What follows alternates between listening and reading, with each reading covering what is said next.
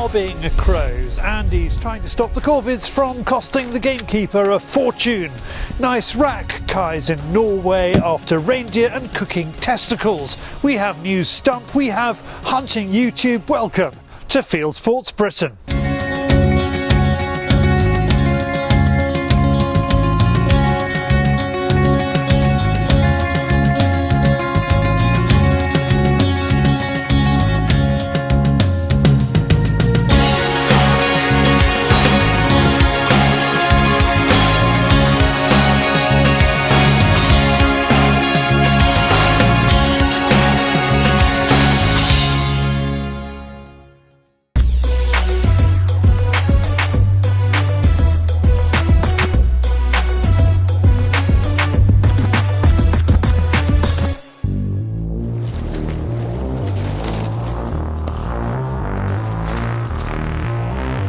It's unheard of for a gamekeeper to agree to any mid-season shooting near their cover crops, let alone their rearing pens. Yeah. But this morning, Crow is on a mercy mission. He's losing probably a ton and a half, 2 tonne a week of feed out of the feeders. Well, he's got so many crows coming here, and that's without what he's feeding on the feed rice. He said the crows are just coming in behind him. I come up here day before yesterday and watched them. There's probably a couple of thousand just feeding on this cover crop, and that's without all the rest there is about. There's thousands here at the moment. What they do is they come, they land on here and they hang upside down and peck at them. And they strip all the outer casing as well, and that's all that's left on that one. And it's the same right the way down through here. There's about 3.5, 4 acres, and they've taken the corn out of most of it. Having studied the flight patterns, he's come up with a plan.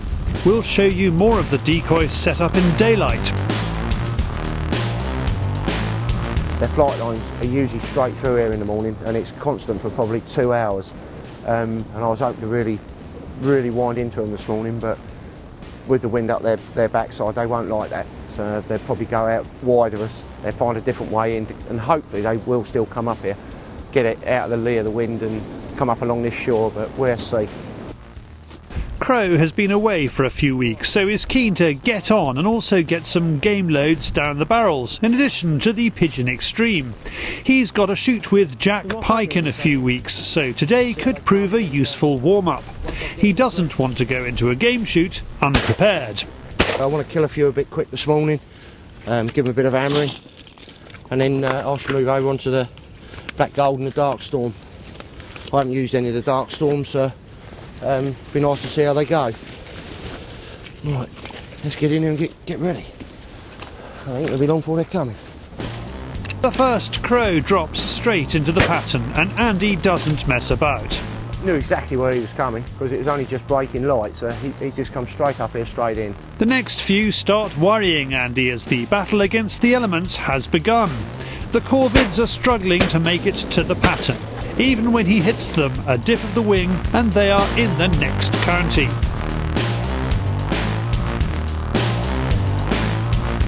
A jackdaw shows the crows how to do it. You lose them. Perching next to the silo socks that Andy has been field testing for UK Shoot Warehouse, it's knocked off its perch. Crow wills the crows to power on through to the pattern. They're hungry for it, but it's just too hard. They're coming in nicely this morning. I did think they would, but they're playing. That old wind's playing a bit of havoc. Yeah, here comes one.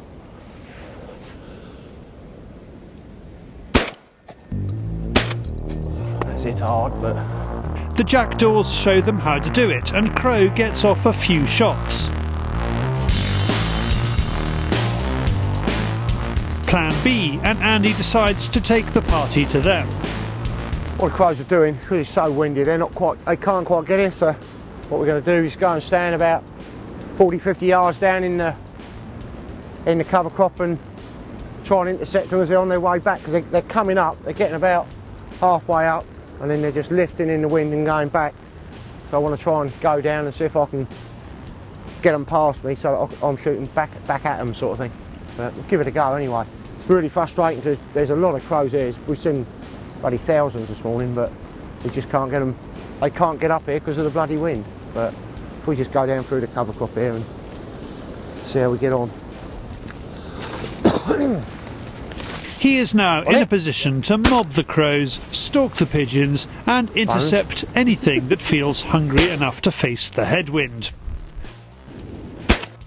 Watch it, that's going to drop.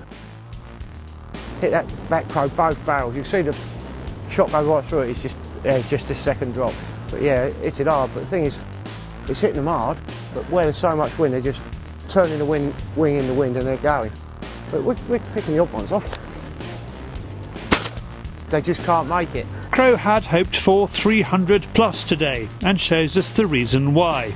The crows and the jackdaws, they're coming along, and what they do, they're not like pheasants. The pheasants just peck and eat. They just keep pecking it like that, just for the hell of it. And they just empty the bloody feeders. And it's costing them a fortune in grub every week. And this is where, well, you've got the cover crop that we were shooting is there, and then you've got the feeders up here. But we've turned up here, well, we're only just 250 yards away from these. But the crows, they just couldn't punch up there today. They're coming back round the back of the wood, the lee of the wood, out of the wind, and then coming back up through. As we pack up, he has a closer look at those silo socks. Some jackdaws come and landed right beside some of these silo socks, and see the pattern, that's just about got that as well. So I've got a jackdaw and a couple of silo socks. That's how close the jackdaw was to the silo socks. We topped a little tiny bit here for them to come and feed on, and just knock the top off so I can see them to come in. But the handy thing is you've got the wire, and it just goes straight down the stalk, faces into the wind, and they blow up. And they move like that. And if you move them about a bit, loosen it up a bit, they do twist about as well. So yeah, but don't shoot them. Even when you have wrecked the ground, established flight lines and feeding patterns, the elements can have the last word. Thank you, Andy. And as you probably know, Andy is a game boar shooter, which it has asked us to mention has just launched its new website. You can see there on the screen in front of you, where you will find details of loads such as the Darkstorm and shooters such as George Digweed and Simon Ward, and maybe even Andy. Now, from loud bangs to a damp squib, it is David on the Fieldsports Channel News Stump.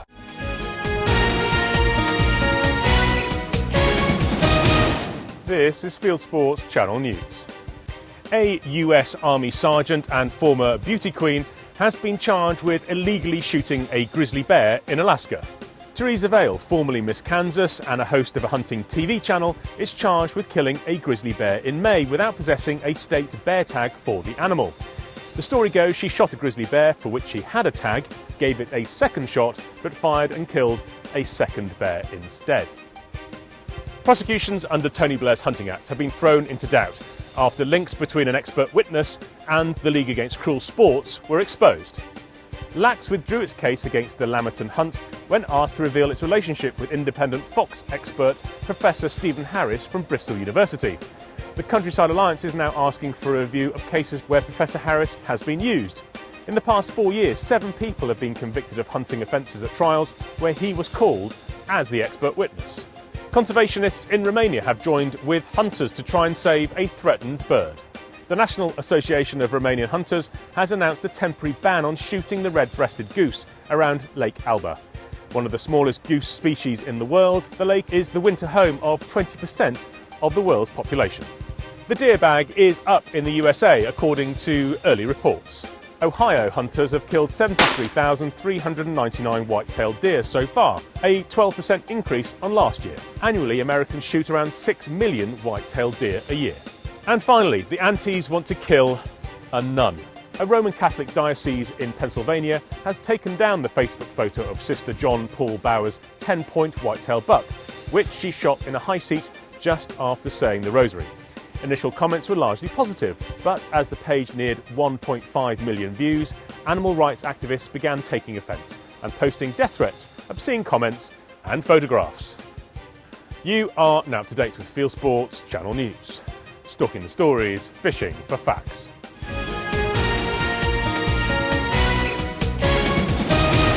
Thank you, David. Now, keen viewers of Fieldsports Channel News will know that there are at least 3 new national game fairs in the UK next year, and a Punch and Judy show. Well, there are some that already have a strong presence in the calendar, like the British Shooting Show.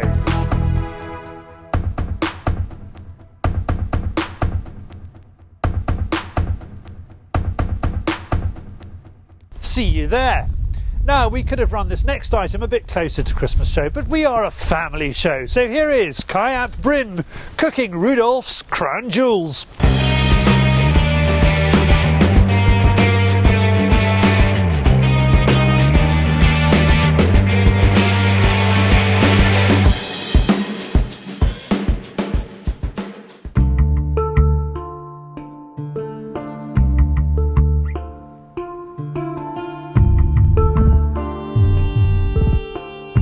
Kai is in the privileged position of having a personal invite to shoot Norwegian reindeer. His first buck was one of a large herd intercepted as they migrated across this mountainous terrain.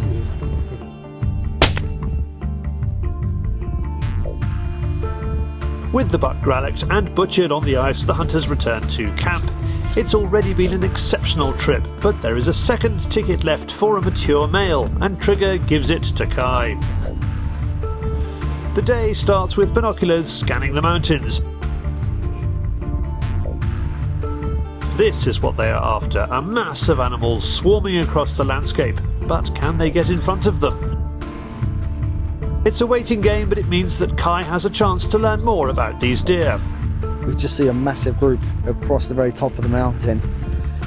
All very exciting. It's all going on. The mountains are alive. So the plan is going to be, we're going to head back down towards the cabin, pick up some waders. We're going to cross over the lake because we have a feeling they're bedded down behind. There's like a little valley in the mountains, and I think they could be resting there.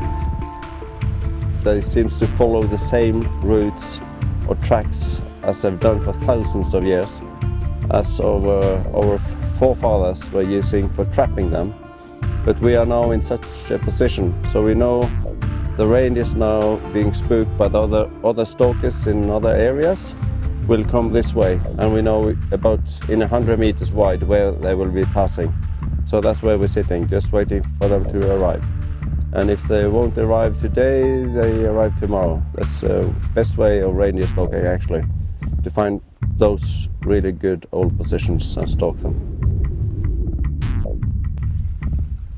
They spot a small herd on a rock face, and after a 2-hour ascent, Kai gets into position.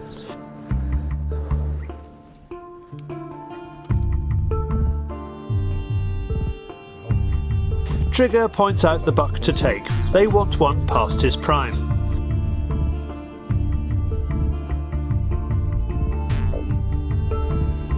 Our male is isolated from the group, and Kai takes his chance. The large buck drops to the Zawa in 3:08. Wow. It's a beast.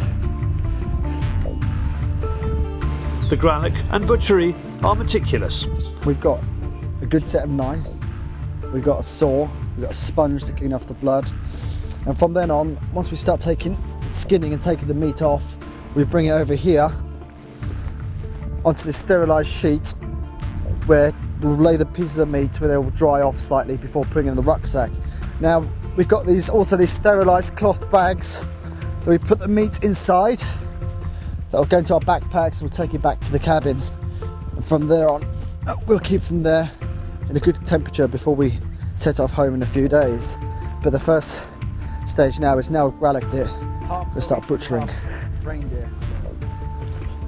All the meat will be taken off the mountain in rucksacks, apart from the offal. Even though the Chernobyl nuclear disaster was nearly 30 years ago, it still leaves its mark. It is contaminated. They're just telling me that the kidneys and the liver, they don't really eat these here because of the Chernobyl disaster in '86, that the wind came in this direction and heavily contaminated the soil and the landscape, and there's still traces of it now. So where the rest of the animals are okay, where it collects in all these kidneys and liver, they prefer not to eat these. There's plenty for Kai to cook with, including the large heart.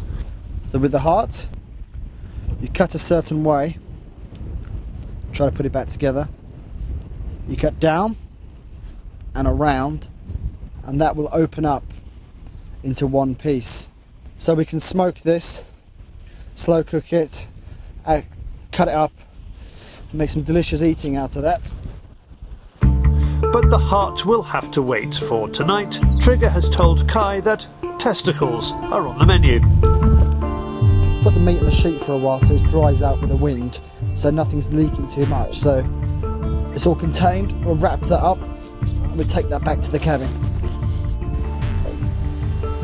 Just in case they don't go down as well as Trigger hopes, Kai is also rustling up a stew using reindeer shoulder. It's been quite a long day, so I think a good hearty stew will be well deserved. So in here right now we've got just over about a kilo of diced shoulder, some onions, and a bit of garlic, seasoning, cooking in butter. So Trigger is just showing us how to prepare reindeer testicle.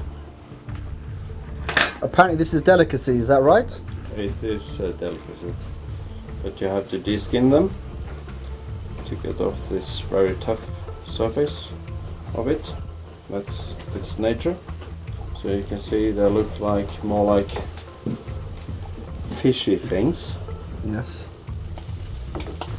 And now I will fry them in a pan, add some salt, sugar, and we eat them with flatbread. Sounds absolutely delicious. I really can't wait to try them, Trigger. It is a delicacy. Testicles. We can also add, for the taste of mountains and wilderness, some fat from this same buck. This fat is delicious. It's really a delicacy, and it's very healthy. I mean, these low carb people eating so much unhealthy fat, they will die of it, but this one they can eat. But they should have to pay like $1 million a kilo because it's very hard to get. It's simple, but the ingredients are hard to come across. So what does the game cook think? The saltiness of the fat, the texture of the testicle. I can't stop but laugh every time I say testicle. On the flatbread. It's a very good combination, and this is a good type of fat. So thank you very much, Trigger, and everyone here. Yuk letak. Edible by all accounts. Well, thank you, Kai, and thank you to sponsors Zara and Shooter King Clothing, which is currently keeping me warm and dry, for sponsoring Hunt and Cook. And if you would like to win £1,000 worth of Shooter King clothing, I know I would, then go to Facebook, look up Shooter King and enter the competition there. Now let's go to the wider world of hunting and shooting on YouTube. It is Hunting YouTube.